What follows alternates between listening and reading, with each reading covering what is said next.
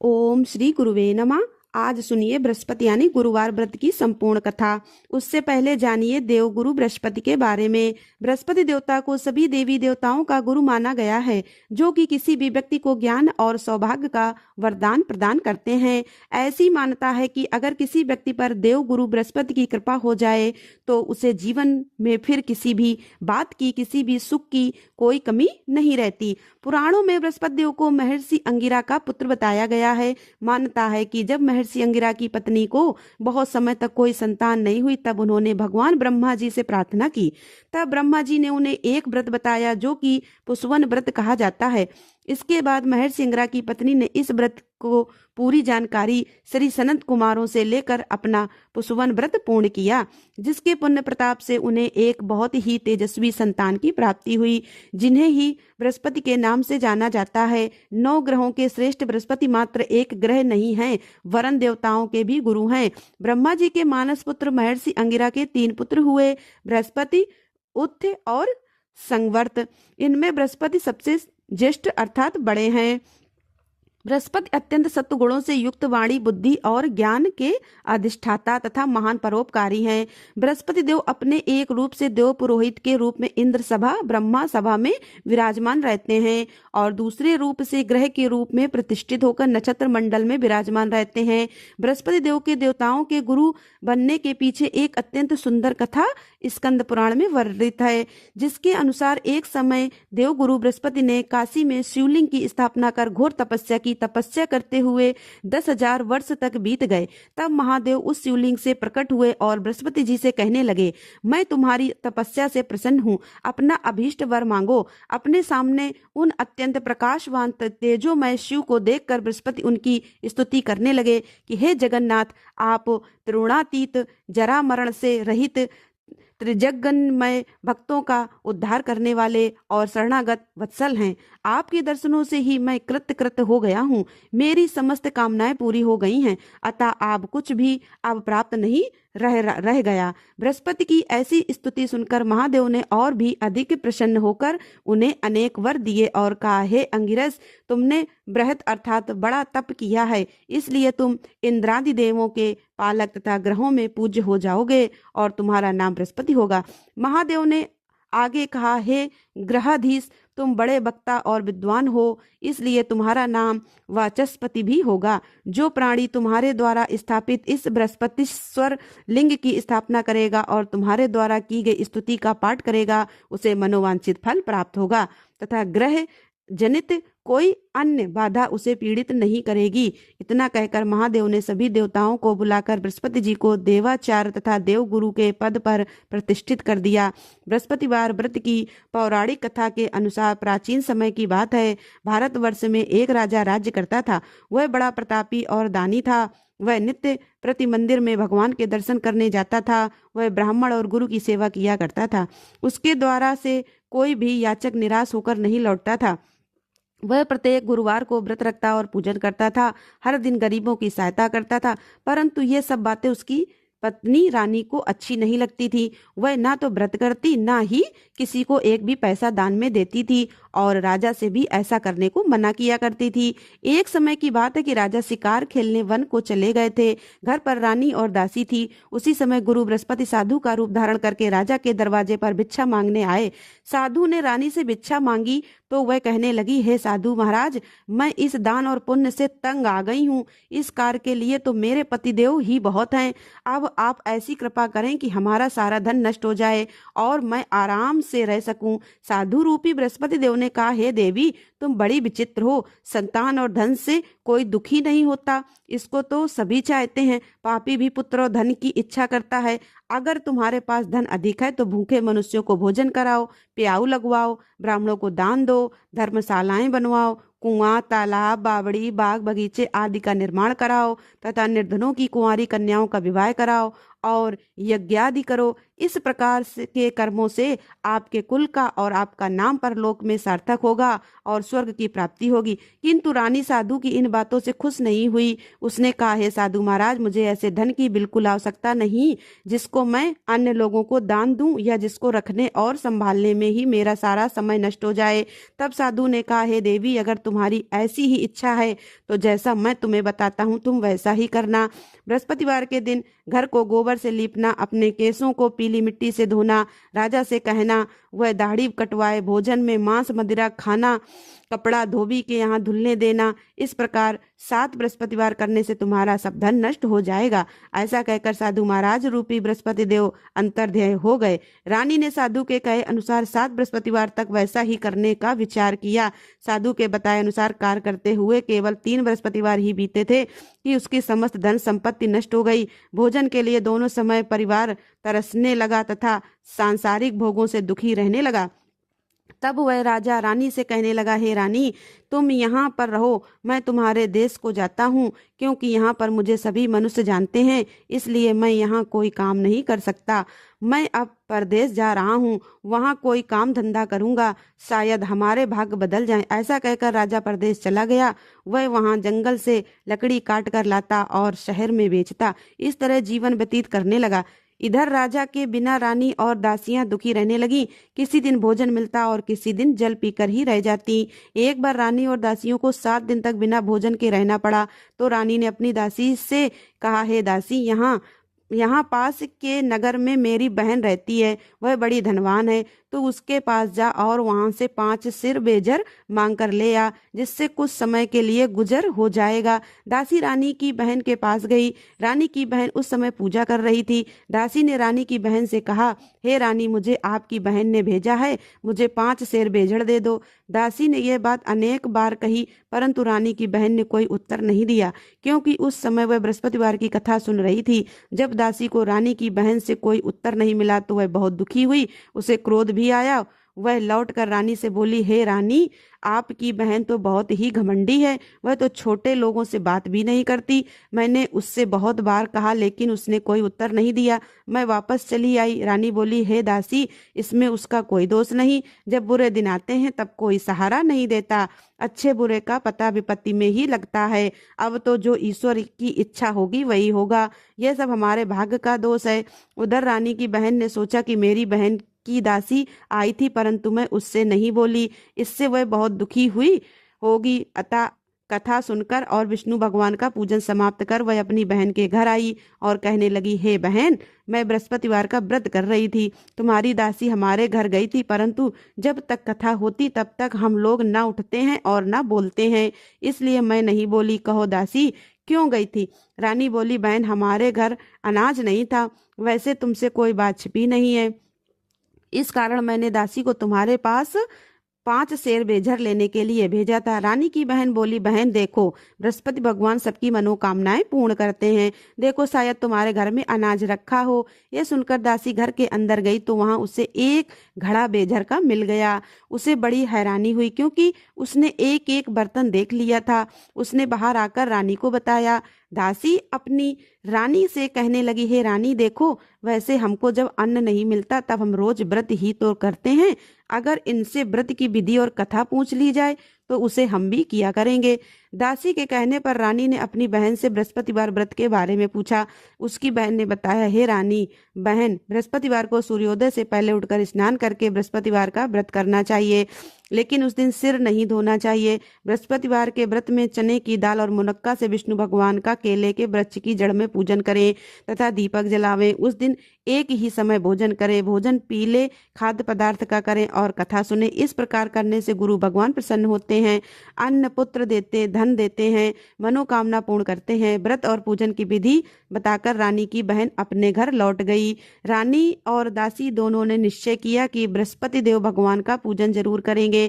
7 दिन बाद जब बृहस्पतिवार आया तो उन्होंने व्रत रखा घुड़साल में जाकर चना और गुड़ बीन लाई तथा उसकी दाल से केले की जड़ तथा विष्णु भगवान का पूजन किया। अब पीला भोजन कहाँ से आए? दोनों बड़ी दुखी हुई, परंतु उन्होंने व्रत किया था, इस कारण बृहस्पति देव भगवान प्रसन्न थे।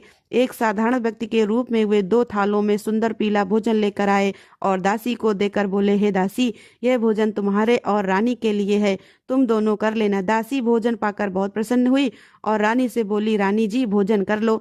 रानी को भोजन आने के बारे में कुछ नहीं पता था, इसलिए वह दासी से बोली, जाओ तू ही भोजन कर, क्यों तू व्यर्थ में हमारी हंसी उड़ाती है। तब दासी बोली, रानी एक व्यक्ति भोजन दे गया है। तब रानी कहने लगी, वो भोजन तेरे लिए ही देकर गया है, तू ही भोजन कर। दासी ने कहा, वह व्यक्ति हम दोनों के लिए 2 थालों में भोजन देकर गया है, इसलिए मैं और आप दोनों ही साथ साथ भोजन करेंगे। फिर दोनों ने गुरु भगवान को नमस्कार कर भोजन किया। उसके बाद से वे प्रत्येक बृहस्पतिवार को गुरु भगवान का व्रत और पूजन करने लगी। बृहस्पति भगवान की कृपा से उनके पास धन हो गया, परंतु रानी फिर पहले की तरह से आलस्य करने लगी। तब दासी बोली, देखो रानी, तुम पहले भी इसी प्रकार आलस्य करती थी, तुम्हें धन रखने में कष्ट होता था, इस कारण सभी धन नष्ट हो गया। अब गुरु भगवान की कृपा से धन मिला है तो तुम्हें फिर आलस्य होता है। बड़ी मुसीबतों के बाद हमने यह धन पाया है, इसलिए हमें दान पुण्य करना चाहिए। तुम भूखे मनुष्यों को भोजन कराओ, प्याऊ लगवाओ, ब्राह्मणों को दान दो, कुआं तालाब बावड़ी आदि का निर्माण करवाओ, मंदिर पाठशाला बनवा कर दान दो, कुंवारी कन्याओं का विवाह करवाओ, धन को शुभ कार्यों में खर्च करो, जिससे तुम्हारे कुल का यश बढ़े और स्वर्ग प्राप्त हो और पितर भी प्रसन्न हो। दासी की बात मानकर रानी ने इसी प्रकार के कर्म करने प्रारंभ कर दिए, जिससे उनका काफी यश फैलने लगा। एक दिन रानी और दासी आपस में विचार करने लगी कि न जाने राजा की दशा में होंगे, उनकी कोई खोज खबर नहीं है। उन्होंने बृहस्पति देव से प्रार्थना की और तब भगवान ने रात्रि में राजा को स्वप्न में कहा, हे राजा, उठ, तेरी रानी तुमको याद करती है, अब अपने देश को वापस लौट जा। राजा प्रातःकाल उठकर जंगल से लकड़ियां काट कर लाने के लिए जंगल की ओर चल पड़ा। जंगल से गुजरते हुए वह सोचने लगा, रानी की गलती से उसे कितने दुख भोगने पड़े। राजपाट छोड़कर उसे जंगल में आकर रहना पड़ा। जंगल से लकड़ियां काटकर उन्हें बेचकर गुजारा करना पड़ा।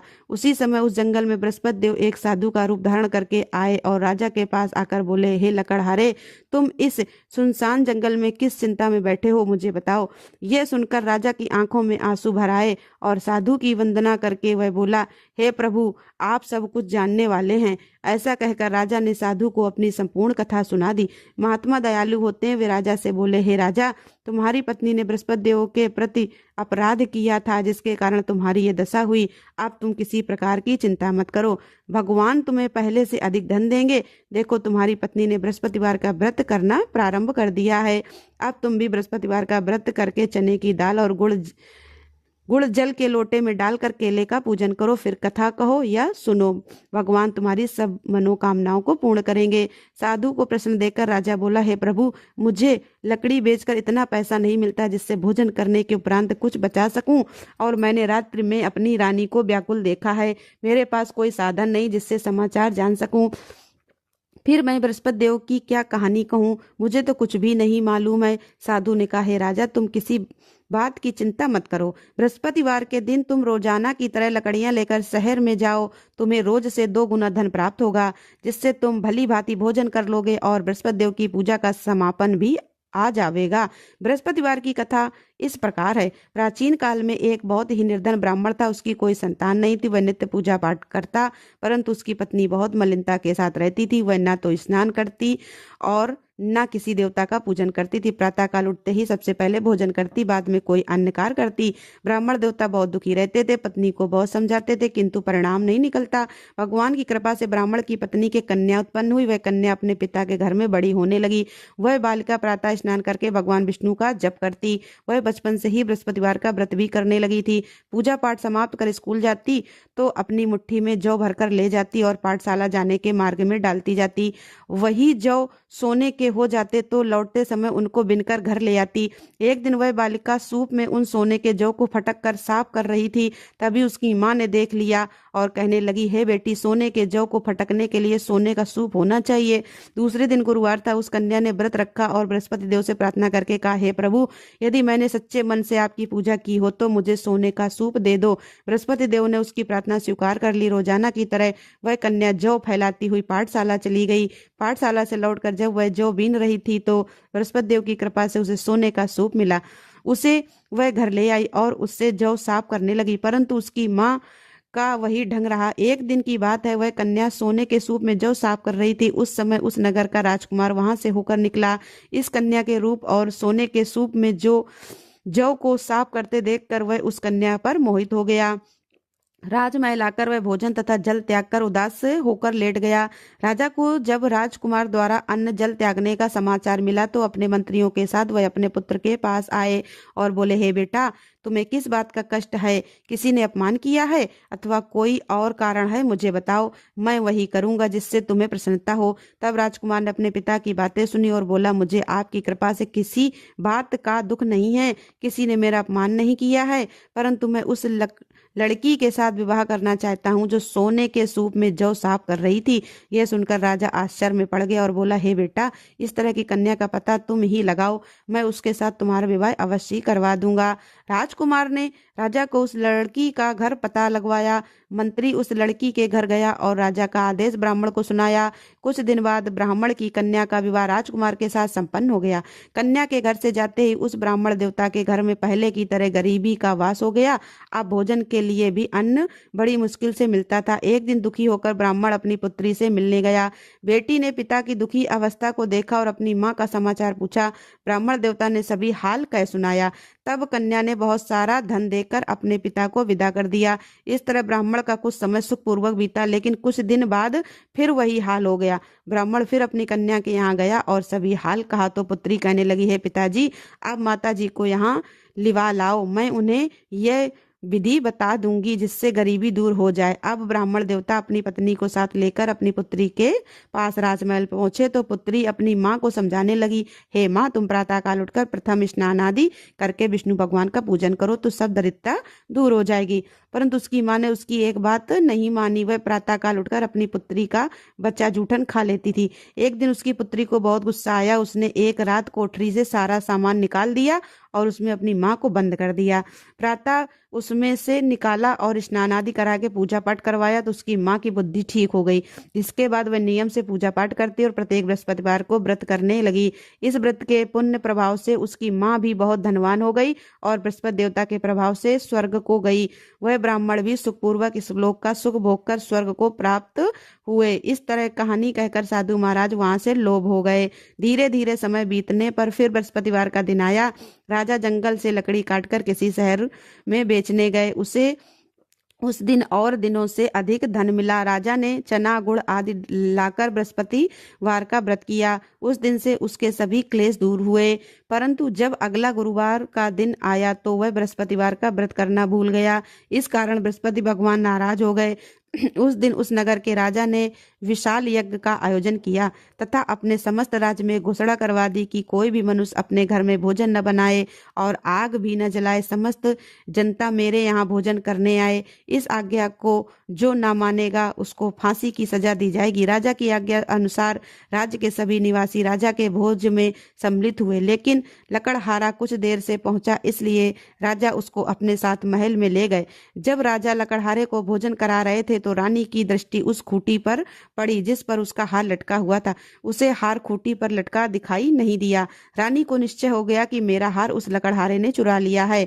उसी समय सैनिक बुलवाकर उसको कैद खाने में डलवा दिया। जब लकड़हारा कारागार में पड़ गया तो बहुत दुखी होकर विचार करने लगा कि न जाने कौन से पूर्व जन्म के कर्म से मुझे यह दुख प्राप्त हुआ है, और उसी साधु को याद करने लगा जो जंगल में मिला था। तत्काल बृहस्पति देव साधु के रूप में प्रकट हो गए और उसकी दशा को देखकर कहने लगे, अरे मूर्ख, तूने बृहस्पति देवता की कथा नहीं की, इस कारण तुझे दुख प्राप्त हुआ है। आप चिंता मत कर। बृहस्पतिवार के दिन कारागार के दरवाजे पर 4 पैसे पड़े मिलेंगे। उनसे तू बृहस्पति देव की पूजा करना तो तेरे सभी कष्ट दूर हो जाएंगे। अगले बृहस्पतिवार उसे कारागार के द्वार पर 4 पैसे पड़े मिले। राजा ने पूजा का सामान मंगवाकर कथा कही और प्रसाद बांटा। उसी रात्रि को बृहस्पति देव ने उस नगर के राजा को स्वप्न में कहा, हे राजा, तूने जिस आदमी को कारागार में बंद करा दिया है वह निर्दोष है, वह राजा है, उसे छोड़ देना। रानी का हार उसी खूंटी पर लटका हुआ है। अगर तू ऐसा नहीं करेगा तो मैं तेरे राज्य को नष्ट कर दूंगा। राजा प्रातःकाल उठा और खूंटी पर हार टंगा देखकर लकड़हारे को बुलाकर क्षमा मांगी तथा राजा के योग्य सुंदर वस्त्र आभूषण भेंट कर उसे विदा किया। गुरुदेव की आज्ञा अनुसार राजा अब अपने नगर को चल दिया। राजा जब नगर के निकट पहुंचा तो उसे बड़ा ही आश्चर्य हुआ। नगर में पहले से अधिक बाग, तालाब और कुएं तथा बहुत सी धर्मशाला, मंदिर आदि बने हुए हैं। राजा ने पूछा कि यह किसका बाग और धर्मशाला है। तब नगर के सब लोग कहने लगे, यह सब रानी और दासी द्वारा बनवाए गए हैं।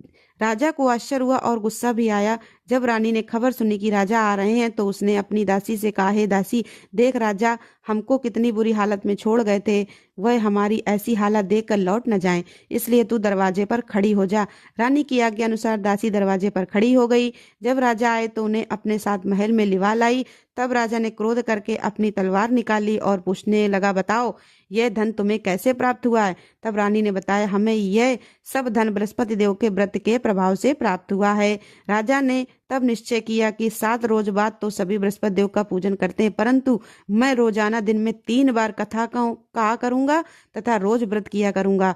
अब हर समय राजा के दुपट्टे में चने की दाल बंधी रहती तथा दिन में 3 बार वह कथा कहता। एक दिन राजा ने विचार किया कि चलो अपनी बहन के यहाँ में। इस तरह का निश्चय कर राजा घोड़े पर सवार होकर अपनी बहन के यहाँ चल पड़ा। रास्ते में उसने देखा कि कुछ आदमी को एक मुर्दे को लिए जा रहे हैं। उन्हें रोक कर राजा कहने लगा, अरे भाइयों, मेरी बृहस्पतिवार की कथा सुन लो। वे बोले, लो हमारा तो आदमी मर गया है, इसको अपनी कथा की पड़ी है। परंतु कुछ आदमी बोले, अच्छा कहो, हम तुम्हारी कथा भी सुनेंगे। राजा ने दाल निकाली और कथा कहानी शुरू कर दी। जब कथा आदि हुई तो वह मुर्दा हिलने लगा और जब कथा समाप्त हुई तो राम राम करके वह मनुष्य खड़ा हो गया। राजा आगे बढ़ा, उसे चलते चलते शाम हो गई। आगे मार्ग में उसे किसान खेत में हल चलाता मिला। राजा उससे बोला, अरे भैया, तो मेरी बृहस्पतिवार की कथा सुन लो।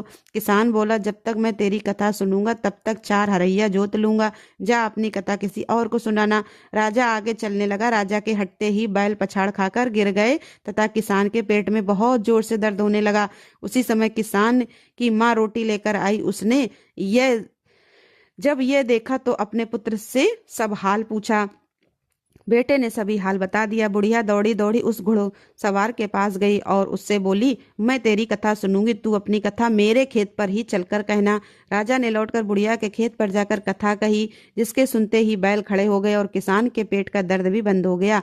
अब राजा अपनी बहन के घर पहुंच गया। बहन ने भाई की खूब मेहमानी की। दूसरे दिन प्रातःकाल राजा जगा तो देखने लगा कि सब लोग भोजन कर रहे हैं। राजा ने अपनी बहन से पूछा कि ऐसा कोई मनुष्य है जिसने भोजन न किया हो, जो मेरी बृहस्पतिवार की कथा सुन ले। तो बहन बोली, हे भैया, यह देश ऐसा ही है, पहले यहाँ के लोग भोजन करते हैं, बाद में अन्य कोई काम करते हैं। अगर पड़ोस में कोई हो तो देख कर आती हूँ। ऐसा कहकर बहन देखने चली गई, परंतु उसे कोई भी ऐसा व्यक्ति नहीं मिला जिसने भोजन नहीं किया हो। फिर वह कुम्हार के घर गई जिसका लड़का बीमार था। उसे पता चला कि उसके यहाँ 3 दिन से किसी ने भोजन नहीं किया है। रानी ने अपने भाई की कथा सुनने के लिए कुम्हार से कहा तो वह तैयार हो गया। तब राजा ने जाकर बृहस्पतिवार की कथा कही, जिसको सुनकर उसका लड़का ठीक हो गया। अब तो राजा की प्रशंसा होने लगी। एक दिन राजा ने अपनी बहन से कहा, हे बहन, अब मैं अपने घर जाऊंगा, तुम भी तैयार हो जाओ। राजा की बहन ने अपनी सास से अपने भाई के साथ जाने की आज्ञा मांगी तो सास बोली, चली जा, परंतु अपने लड़कों को मत ले जाना, क्योंकि तेरे भाई की कोई संतान नहीं होती है। बहन ने अपने भाई से कहा, हे भैया, मैं तो चलूंगी, परंतु कोई बालक नहीं जाएगा। राजा ने कहा, जब कोई बालक नहीं चलेगा तब तू भी जाकर क्या करोगी। फिर दुखी मन से राजा अपने नगर को लौट आया। राजा ने अपनी रानी से कहा, हम निसंतान हैं, इसलिए हमारे घर आना कोई पसंद नहीं करता, हम निर्वंशी राजा हैं। ऐसा कहकर वह बिना भोजन आदि किए सैया पर लेट गया। रानी बोली, हे प्रभु, बृहस्पति देव ने हमें सब कुछ दिया, वे हमें संतान भी अवश्य देंगे। उसी रात बृहस्पति देव ने राजा को स्वप्न में कहा, हे राजा, उठ, सभी सोच त्याग दे, तेरी रानी गर्भ से है। राजा को यह जानकर बड़ी प्रसन्नता हुई। 9वें महीने रानी के गर्भ से एक सुंदर पुत्र पैदा हुआ। जब राजा की बहन ने यह शुभ समाचार सुना तो वह बहुत खुश हुई तथा बधाई लेकर अपने भाई के यहाँ आई। तभी रानी ने कहा, घोड़ा चढ़कर तो नहीं आई, गधा चढ़ी आई। राजा की बहन बोली, भाई, मैं इस प्रकार न कहती तो तुम्हें संतान कैसे मिलती।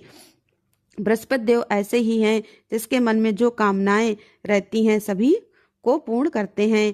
जो श्रद्धा भाव पूर्वक बृहस्पतिवार का व्रत करता है और कथा पढ़ता है अथवा सुनता है, दूसरों को सुनाता है, बृहस्पति देव उसकी सभी मनोकामनाएं पूर्ण करते हैं।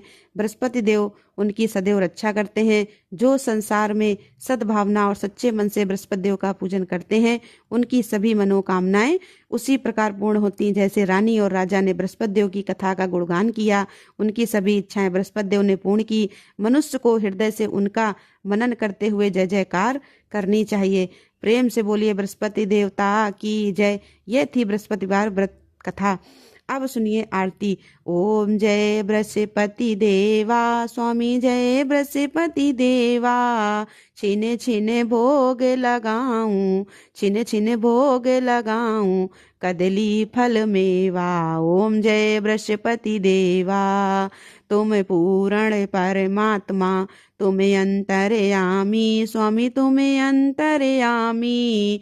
जगत पिता जगदीश्वर, जगत पिता जगदीश्वर, तुम सबके स्वामी। ओम जय बृहस्पति देवा। चरणामृत निज निर्मल, सब पातक हरता, स्वामी सब पातक हरता। सकल मनोरथ दायक, सकल मनोरथ दायक, कृपा करो भरता। ओम जय बृहस्पति देवा। तन मन धन अर्पण करे, जो जन शरण पड़े, स्वामी जो जन शरण पड़े। प्रभु प्रगट तब हो कर, प्रभु प्रगट तब हो कर, आकर द्वार खड़े। ओम जय बृहस्पति देवा। दीन दयाल दया निधि, भक्तन हितकारी, स्वामी भक्तन हितकारी। पाप दोष सब हरता, पाप दोष सब हरता, भवबंधन हारी। ओम जय बृहस्पति देवा। सकल मनोरथ दायक, सब संशय तारो, स्वामी सब संशय तारो।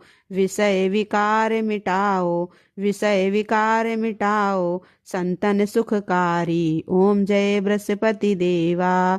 स्वामी जय बृहस्पति देवा। जो कोई आरती तेरी प्रेम सहित गावे, स्वामी प्रेम सहित गावे। ज्येष्ठानंद बंद सो, ज्येष्ठानंद बंद सो, निश्चय फल पावे। ओम जय बृहस्पति देवा। स्वामी जय बृहस्पति देवा।